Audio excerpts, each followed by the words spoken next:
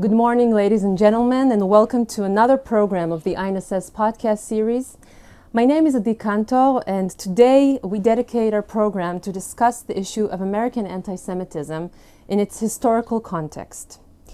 In January 2020, marking 75 years to the liberation of Auschwitz, Professor Deborah Lipstadt, the distinguished American historian who was lately also appointed by President Biden to be the United States Special Envoy for Monitoring and Combating Anti-Semitism, was quoted saying, "We expected that the Holocaust will make anti-Semitism unacceptable. We were wrong. Teaching about the Holocaust is not an antidote to anti-Semitism. It no longer serves as a vaccine against anti-Semitism." End of quote. In June 2021, according to ADL poll, 3/4 of U.S. Jews have expressed concern over anti-Semitism in the country. What are the historical origins of the discourse surrounding American anti-Semitism? How has the phenomenon developed in the past 100 years? Has it changed with time? If so, in what way? What is different in American anti-Semitism when compared to other forms of bigotry? Also when comparing to other countries around the world? What were the main formative events in the history of American anti-Semitism throughout the 20th century? And what were the counter-reactions by the American Jewish community? In order to discuss these issues in depth, I have the privilege and honor to host Professor Eli Lederhendler in today's show. Professor Lederhendler is a Stephen S. Weiss Professor of American Jewish History and Institutions at the Hebrew University of Jerusalem, and the chair of the Department of Jewish History and Contemporary Jewry.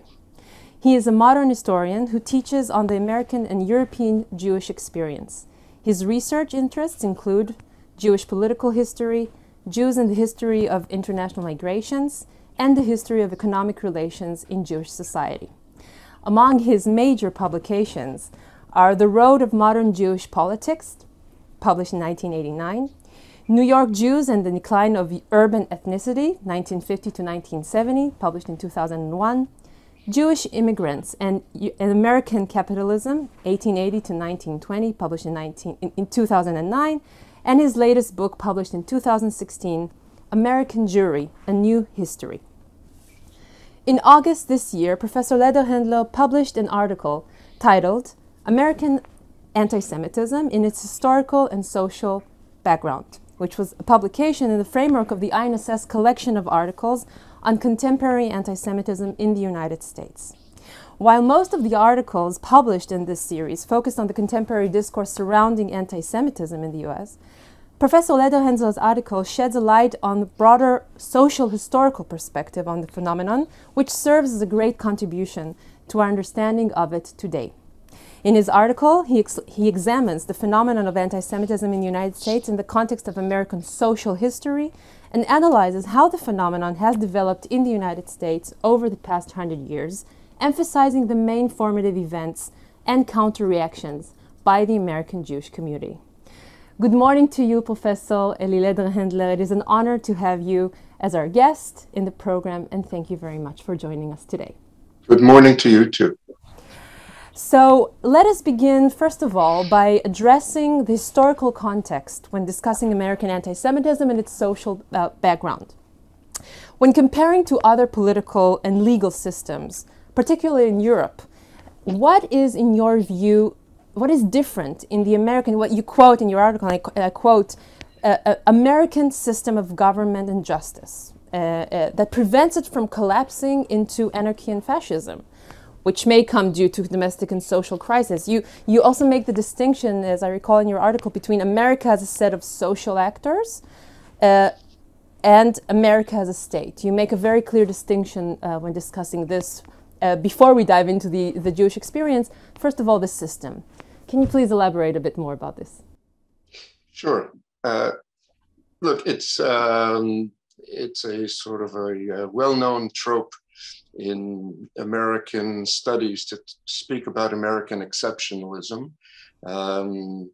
It's been critiqued by many observers, but essentially the fact remains that the United States is one of the very few places on earth where there has been no constitutional or regime change in over 200 years. In fact, more than that, because even under the colonial British regime, the same, relatively speaking, the same system of laws, justice, and government prevailed, so that we can extend that 230 years even further back in history. That kind of political stability is rare. It does speak to certain robustness of the prevailing system of government, the system of justice, and the protection of individual rights. And that really is the basis of much of the American system of government, unlike many other societies in which a great deal of weight is given to the idea of a national collective, which takes, as it were, priority or supremacy over the individual. And with all of its flaws, and the United States certainly is a system and a society with plenty of flaws, but the idea of the sacredness of individual rights is something that is shared by both the right and the left in American politics, which does set it apart from many other societies in the past and political systems even up to the present. It's a republic without any pre-liberal past to hanker after or to be nostalgic about. There's no established church. It's a two-party system without proportional representation, which makes it a lot harder for splinter parties or third parties to edge their way into legislative seats in either at the states level or at the federal level. Excuse me, at the federal level. And there's no real option in the United States as it exists and based on its system of government. There's no real option for kind of a corporatist, collectivist union around one single divisive issue. And I think aside from the actual structure of the American system, when one talks about how is it that very strong divisive forces that surely have existed in the past as they exist today in the United States as pretty much everywhere else, how is it that those divisive forces have not led to a drastic change of constitutional regime, as has obviously happened in most other countries of the world? Mm-hmm. And part of the reason is one that can be called the cross-hatching of different divisions. There are so many divisions in a large society, a very heterogeneous society like that of the United States, where there's racial, class, ethnic, religious, and regional differences between people and between different parts of society. And no single divisive issue has ever served to rally, as it were, a large part of the country around one divisive issue. And it's usually as we learn from Jewish history, it's usually the case when one divisive and decisive issue prevails in a political system, that Jews become a kind of political football between the pros and the cons. And the fact that there isn't just one pro or one con means that the chances for one particular group to become a political football between two sides is minimized. So there, in a nutshell, I would summarize it that way.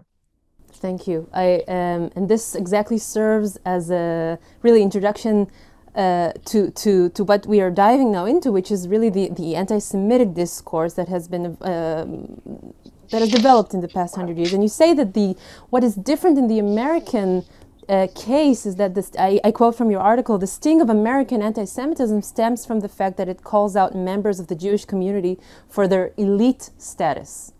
And you add that in spite of the fact that for 370 years of Jewish life in America, quote, American anti-Semitism has punctuated at times by intermittent outbursts of violent acts against Jews or Jewish property, ideas, words, or deeds directed against American Jewish population have not assumed the form of publicly sanctioned and legalized discrimination or violence that other American groups, primarily Native Americans and African Americans, have suffered. So you clearly make a distinction here between the Jewish minority and other minorities, and I really wonder, in your view, what is different? What is different in the American anti-Semitism when compared to other forms of bigotry?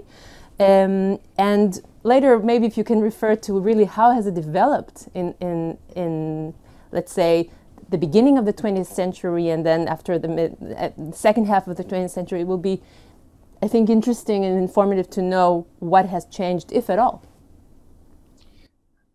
Well, that's a very big question, and I'll try to, or two questions. As I alluded to in the article, and as you mentioned, one of the key differences between anti-Semitism in its American form and other forms of antagonism, hostility, hatred directed against other groups in the United States over history and up to the present. And one of the key differences is that in the case of anti-Semitism, it has only a social history. It has not at any time in the past risen to the level of state anti-Semitism. Mm-hmm. No laws of discrimination were ever passed by any government at any level in the United States, or previously before the United States became independent. No law discriminated against Jews at the civil level. Jews had always lived as equals among other white people in the United States. They were considered part of the majority society, even though their religion obviously was different. Mm-hmm. And no arm of law enforcement or the military or the judiciary has ever participated in any act of violence or expropriation directed against Jews, with one very, very small exception that never actually came to be. This is the famous Order Number 11 by General Ulysses S. Grant during the Civil War, in which he ordered the deportation of Jews from a part of the area under his military government, but it was countermanded immediately by President Lincoln. That exception is the exception that proves the rule. And this contrasts so sharply with the forms of state discrimination that has been, and even at worse, actual violence, mass violence, even genocide that has been practiced in the United States against other groups, not to mention the history of the Jews in other countries of the world. So there is, once again, a strong case to be made that, yes, there's anti-Semitism in the American scene. There's always been anti-Semitism, it's always been around, but it's been around at a certain level of discourse, that social level of discourse that has never risen to the level of state policy. And in fact, I would put it more strongly than that. You won't find American representatives of government or the legal system who have ever come out publicly in support of anti-Jewish discrimination. So I think it's fair to say that anti-Semitism in the United States is a kind of anti-Semitism on the back burner. It's on the low boil, excuse me. And that may be one of the most interesting points to take away from our contemporary observations about what's going on in our world today, that we're not dealing with the 1930s here. We're not dealing with state anti-Semitism practiced by totalitarian regimes. What we're seeing is anti-Semitism in democracies. That is to say, functioning, strong democracies in which, nevertheless, anti-Semitic opinions are frequently being raised, but they're not being raised at the state level. And this is a new reality in which I think we have to understand the rules of the game. And when, with your permission, when they are raised, they're raised against Jews, comparing them to seeing them as an elite group, and this, you say in the article, is what makes it maybe unique when compared to other minority groups. Can you tell us what you mean by that? Okay. Look, there was a time, if you're asking me as a historian, looking back at the turn of the 20th century, that is the turn from the 19th to the 20th century, a period of mass migration into the United States, including obviously the mass migration of Jews into the United States, about 2.25 million who came from Eastern Europe, many of whom were very poor and members of the working class. And at that time,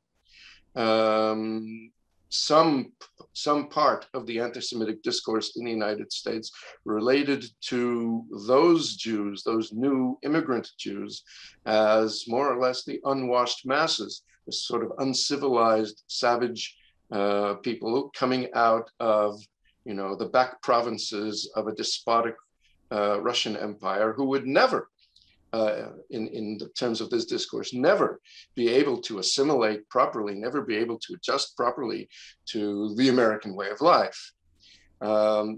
So the discourse at the time was less focused on what today is known as Jewish privilege, and much more focused on the dangers, as it were, of Jews entering and corroding or corrupting the American way of life from the urban slums and the tenements of those days. That's no longer the case, because most American Jews today, as we know, enjoy a fairly affluent lifestyle. Not all of them, but most of them, certainly compared with most other population groups in American society. And what's been happening lately, as I believe we can see, is that although there's an anti-Semitic discourse that's out there, very often it's claimed that, well, Jews don't really have a right to protest against that, because they can always assert their privilege. They are a white privileged group, and therefore they have, as it were, no moral right to complain if people say nasty things about them. What are the origins to this assumption that Jews, for example, Jews as whites or privileged whites or elite group, where does it come from in the US context? Well, that's got a complicated history. Way back when the American Republic was founded, it was stipulated in the immigration law of the time that immigration to the United States would be free for all free white people. That is to say, the importation of non-white slaves was something that was going to be limited and in the end abolished. Immigration of non-white people was not going to be permitted. And yet, as we know from history, Jews always immigrated to the United States, as did nearly all other population groups stemming from Europe. That means that in practice, as well as in legal practice, Jews were considered white, along with all other European-born people. And in fact, I would go further. When it began to be noticed that Jews were immigrating to the United States from parts of the Ottoman Turkish Empire of that time, such as Syria, Turkey, and so forth, Palestine, the question was raised, are these also the same? Are these Jews white? And eventually the determination was made that, well, yes, because they're Jews, they belong to a group that is already part of the American melting pot, already part of the recognized stream of legal immigration. Now, that being said, that Jews were considered white under the law as far as immigration is concerned. That being said, it should also be noted that around the turn of the 20th century, there was a whole stream of thought in anthropology, both in the United States and in Europe, obviously, that began to make distinctions, as it were, quasi-racial distinctions between different population groups from Europe. So that, for example, South Italians were considered racially different from Northern Italians, and so on. Jews were being considered as a racially coherent group, as it were. Excuse me. Can you give some examples of formative historical events that you say, okay, this marks a change in the discourse? Well, we're talking about before or after World War I, or before 20s, 30s. Some examples? Yeah, sure.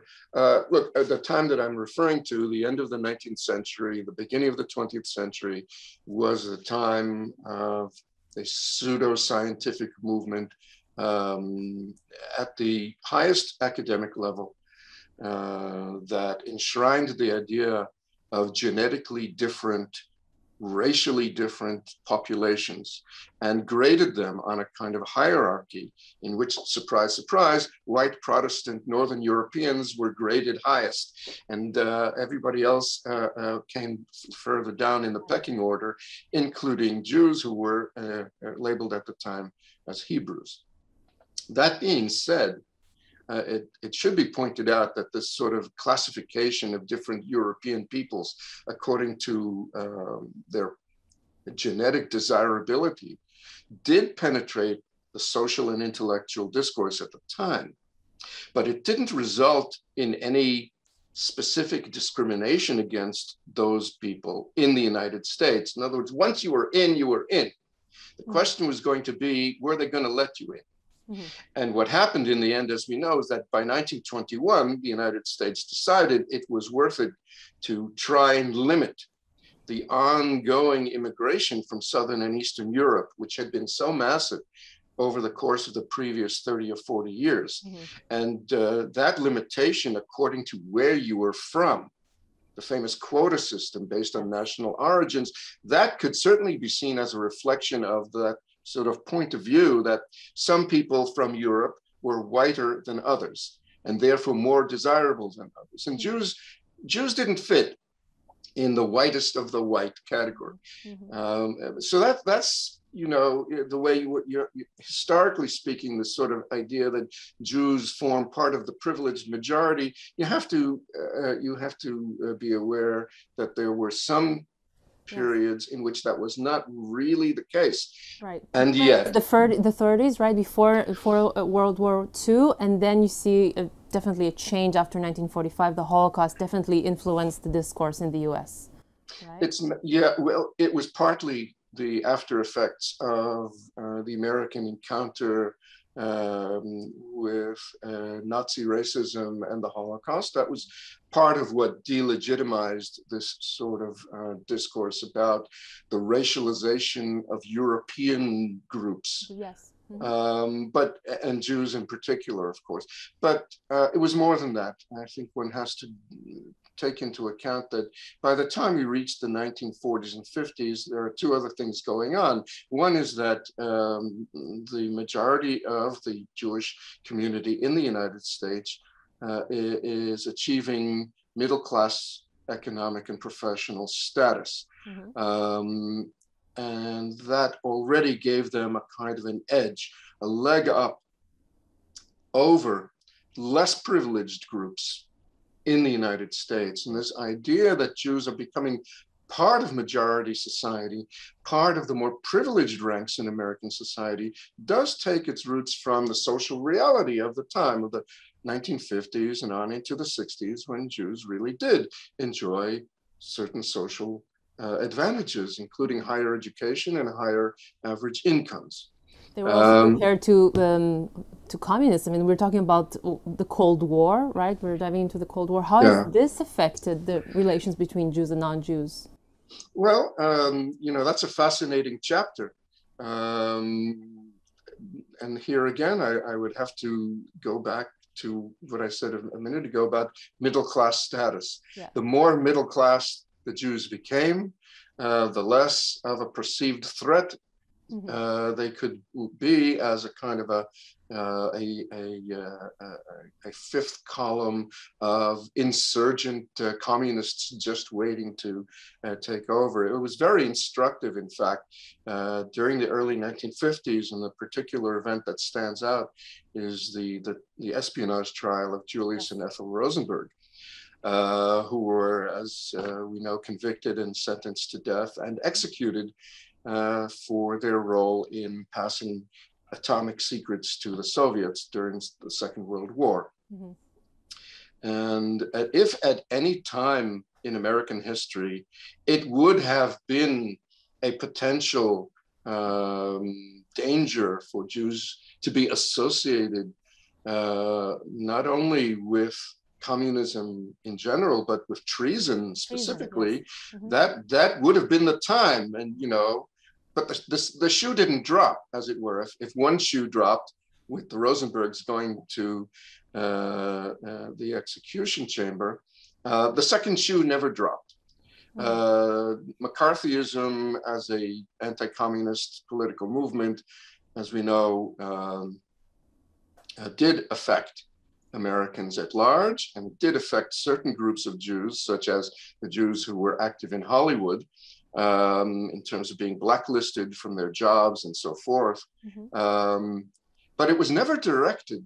McCarthyism and the Cold War anti-communism of the time was never actually directed against Jews per se. And so guess what? You know, the pogrom never happened. Yes.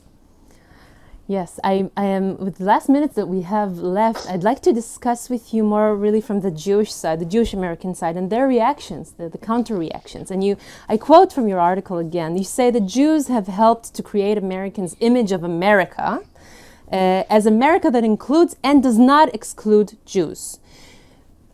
I was wondering what you meant by this sentence. Maybe you can elaborate more on that, and which brings me also to the counter reaction. How have American Jews reacted to the discrimination pointed against them? You say we cannot compare it to what they have experienced, of course, in Europe. So with the American special case, how did Jews react?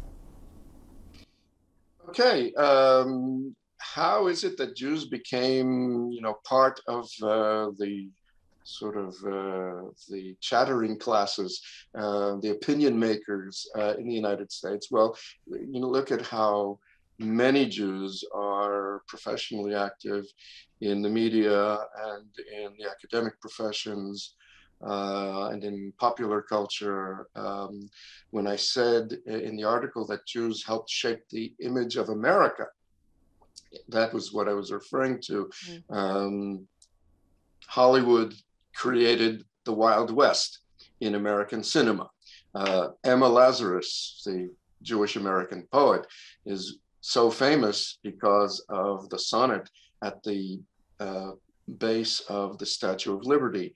There were so many ways in which the American view of itself has had Jewish input. The anthem, God Bless America, was written by a Jew. There are so many ways in which one could, you know, tease out this point about Jews having shaped Americans' views of America itself.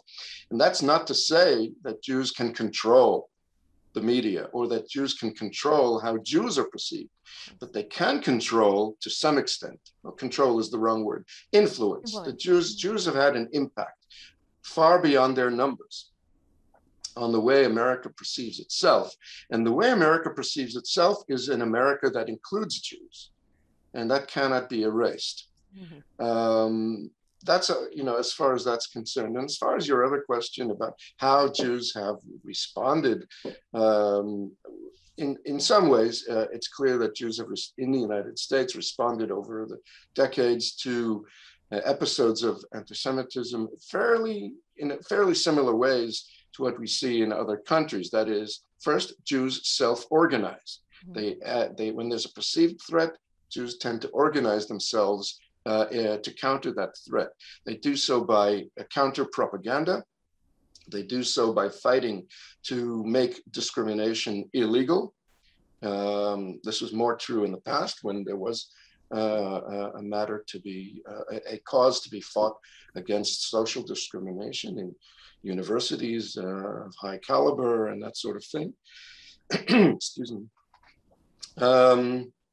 But Jews in the United States have also done something that doesn't really exist so much in other countries, and that is Jews in the United States have tended to make common cause with those considered socially and economically less advantaged, downward, down the social scale. You talk about the minority mentality. The minority mentality. Downward, yes. Yes.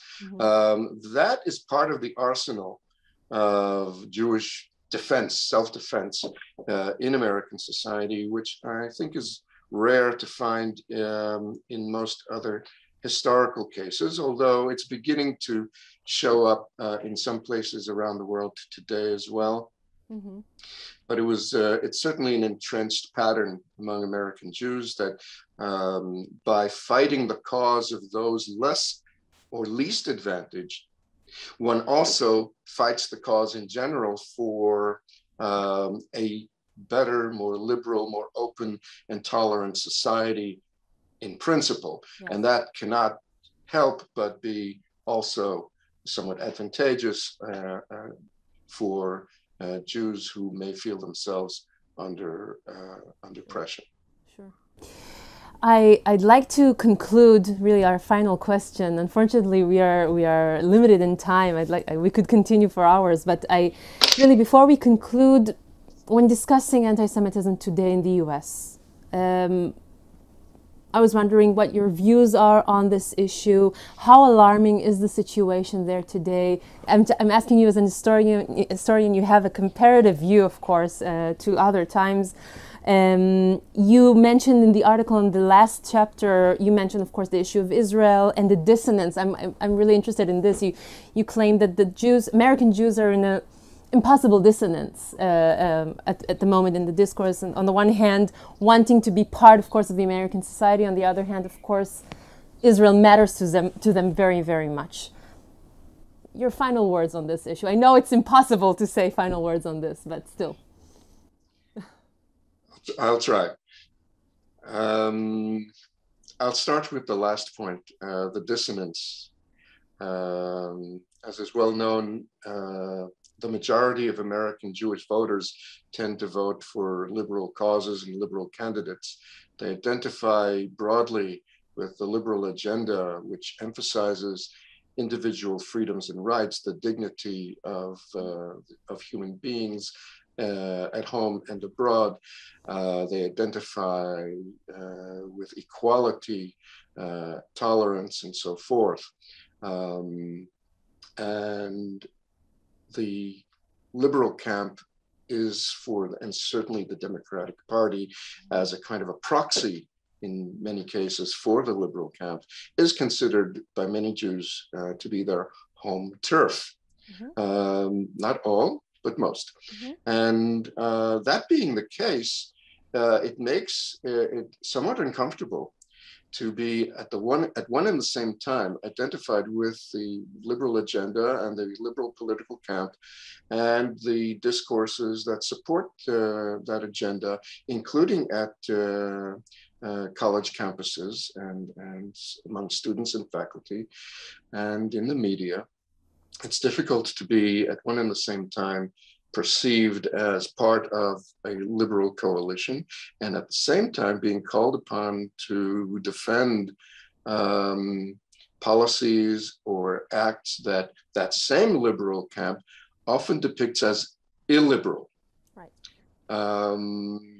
I'm not going to relate in the few seconds that we have left to whether that's a correct perception or not. I'm talking about the perception itself. Yes. The perception that Israel's state policies, since 1967, contain a problematic issue, namely the Palestinian residents of the territories that Israel occupied in 1967. That issue has grown, mushroomed over time, as we well know, to become a sort of a litmus test of international liberalism, not only in the United States, but also in the United States. And this is where I think Jews in the United States, in the sphere of public opinion, are beginning to feel less comfortable. Although, with one last word of caution, this is less the case in the United States than it is true in other countries such as England or elsewhere. The United States case, of course, we saw that in there. Correct. I think even just from the past few days, the Bennett-Biden discussions and statements do reinforce the reality that in American public opinion, there still is a large degree of support, very widespread support in American public opinion for Israel that makes it more comfortable for Jews to be active in the public sphere. Sure. Professor Lederhendler, I'd like to thank you very, very much for sharing with us your views on such a complicated issue such as anti-Semitism in the US from its historical, social perspective, and definitely also what it is today. We will need, of course, more hours to cover this issue. I really want to thank you for your time, and thank you very much for the audience also that listened to us. Thank you very much, and Shana Tova. Shana Tova to you. Bye-bye.